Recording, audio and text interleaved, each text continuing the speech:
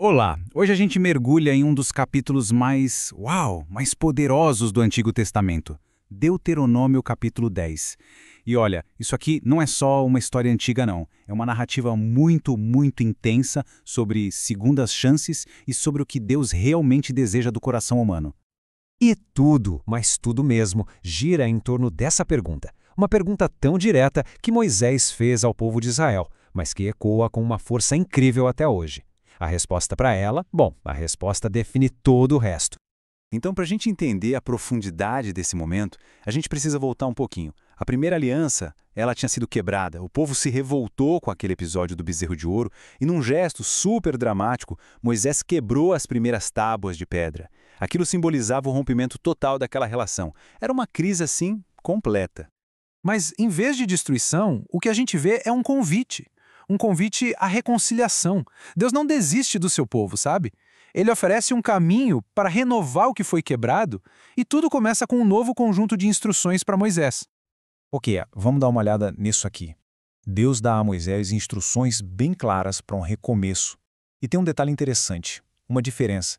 As primeiras tábuas, Deus que providenciou.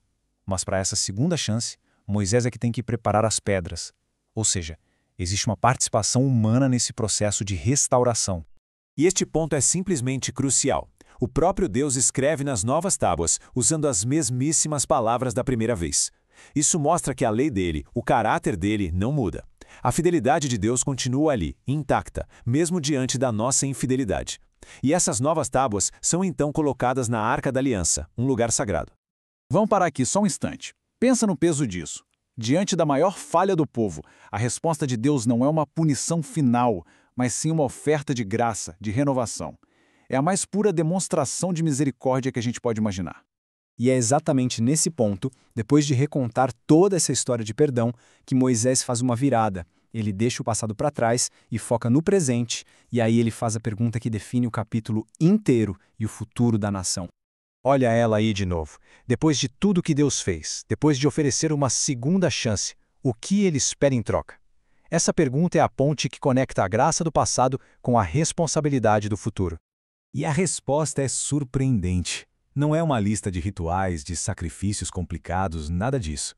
A resposta descreve os componentes essenciais de um relacionamento vivo, sabe? Profundo com Deus. Então, o ponto principal é este: temer no sentido de reverenciar. Andar, amar, servir e obedecer. É impressionante como tudo isso descreve uma relação dinâmica e não um conjunto de regras frias. São princípios para um relacionamento baseado em amor e respeito. E essa parte final, para o seu próprio bem, isso é fundamental. A lei de Deus não é para ser um fardo. As fontes descrevem como se fosse uma cerca de proteção. É como um muro que protege de males que poderiam nos destruir. A obediência vem de um Deus que sabe o que é melhor para nós. Mas por que essa resposta? Bom, a lógica do texto nos leva ao próximo ponto. A resposta do povo está totalmente enraizada em quem Deus é. As ações devem ser um reflexo do caráter daquele a quem se serve. Agora, o que é fascinante nesse slide é o contraste. O texto apresenta um Deus que é, ao mesmo tempo, o soberano do universo inteiro, dono dos céus e também aquele que se importa pessoalmente com os mais vulneráveis, o órfão, a viúva, o estrangeiro. Ele é infinitamente grande e, ao mesmo tempo, infinitamente próximo. E o texto continua a descrevê-lo. Ele é o Deus supremo, é imparcial, não pode ser comprado ou influenciado por status. A justiça dele é absoluta. Esse é o Deus da aliança. Entender esse caráter de Deus não é para ser só um exercício intelectual. Claro, a ideia é que esse conhecimento produz uma transformação real, prática, tanto por dentro quanto por fora. Moisés usa uma metáfora muito forte aqui, um comando direto ao povo. Circuncidai o vosso coração. Isso é quase como uma cirurgia espiritual. É um chamado para remover a dureza, o orgulho, a teimosia que nos impede de ter um relacionamento genuíno com Deus. É uma mudança interna, lá na fonte das atitudes. E um coração transformado leva, claro, a ações transformadas. O texto faz uma conexão direta, já que Deus ama o estrangeiro, o povo também deveria amar. E para tornar isso ainda mais pessoal, Moisés os lembra da própria história deles, dizendo que eles, mais do que ninguém, sabem o que é ser vulnerável, porque eles foram estrangeiros no Egito. A empatia aqui nasce da experiência e do caráter de Deus. O capítulo termina com uma lembrança poderosa. Moisés traz à memória o começo humilde da nação. Apenas 70 pessoas. Basicamente uma família. Isso ilustra de forma brilhante a fidelidade de Deus.